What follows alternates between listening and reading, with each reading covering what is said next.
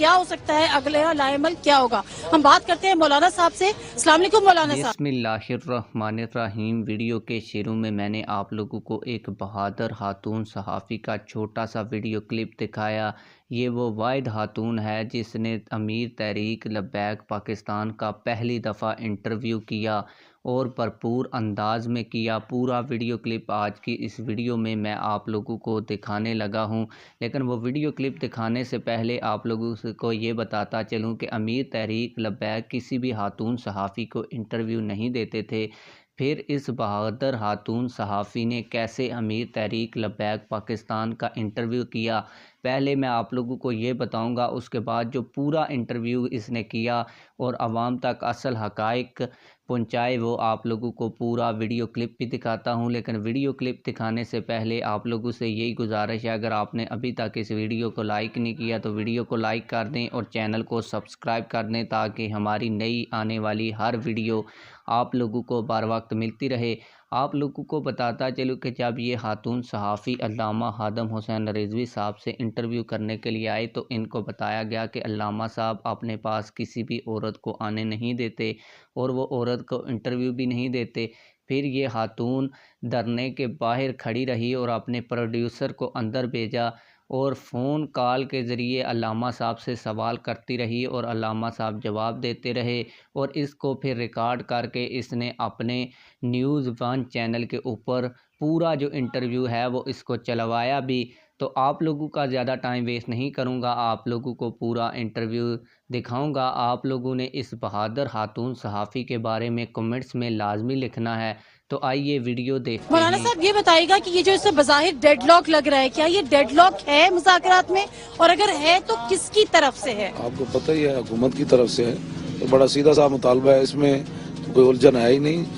چور جب مان جائے کہ میں نے چوری کی ہے تو اس چور کو علیحدہ کرنا چاہیے۔ ہم یہی مطالبہ کر رہے ہیں کہ جو چور ہے اس کو علیحدہ کیا جائے، جو مجرم ہے پوری ملت کے سامنے لایا جائے کہ اس نے ختم نبوت پر ڈاکہ کیوں ڈالا اور کس کے کہنے پر ڈالا۔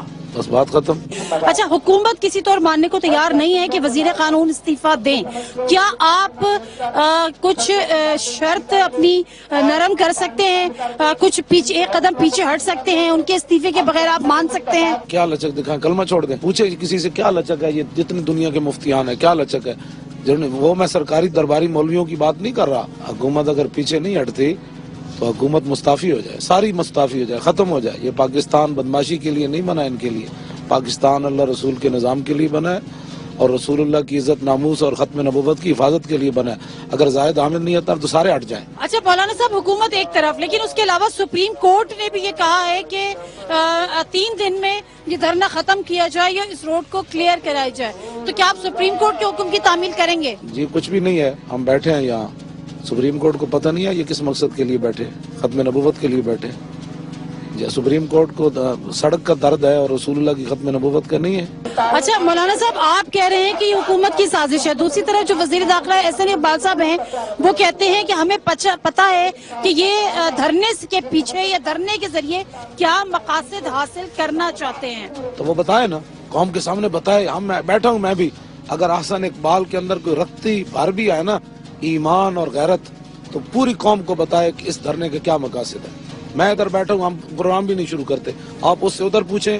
ہاں احسن اقبال تو جھوٹ بولتا ہے، جب ہماری مذاکراتی ٹیم جاتی ہے تو کہتا ہے یہ میرے پاس مدینہ منورہ کا کپڑا ہے، وہ کہتا ہے یہ میرے پاس غلاف کعبہ ہے، میری ماں جو ہے فلان جگہ دفن ہوئی ہے، میں اعتکاف بیٹھتا ہوں۔ یہ سوال ہے ہمارا۔ سوال یہ ہے کہ ختم نبوت کا جو ڈاکو ہے، اگر تم ہو تو تم بتاؤ میں ہوں، جو تمہارا کوئی بڑا ہے تو وہ بتاؤ میں ہوں، وزیر قانون ہے تو بتاؤ۔ یہ سوال ہے۔ وہ کہتا ہے میری ماں فلان جگہ دفن ہے، یہ سوال ہے ہمارا۔ ہم اس لیے لاہور سے دھرنا یہاں سے وہاں سے چلے، پوری امت یہاں بیٹھی ہے تو یہ پوچھنے کے لیے آئی ہے کہ اس کی ماں کہاں دفن ہے، اس کے پاس کعبے کا غلاف ہے یا نہیں، مدینہ منورہ کو کپڑا ہے یا نہیں، یہ اعتکاف کہاں بیٹھتا ہے، یہ قرآن کی تلاوت کرتا ہے۔ یہ تو ہمارا سوال ہی نہیں ہے۔ ہمارا سوال یہ ہے کہ جس نے یہ ڈاکہ ڈالا ہے اس مجرم کو قوم کے سامنے لایا جائے تاکہ اتنے بڑی جو ہے وہ جسارت قیامت تک کوئی مسلمان نہ کرے اور اسلامی ملک کے اندر اسمبلی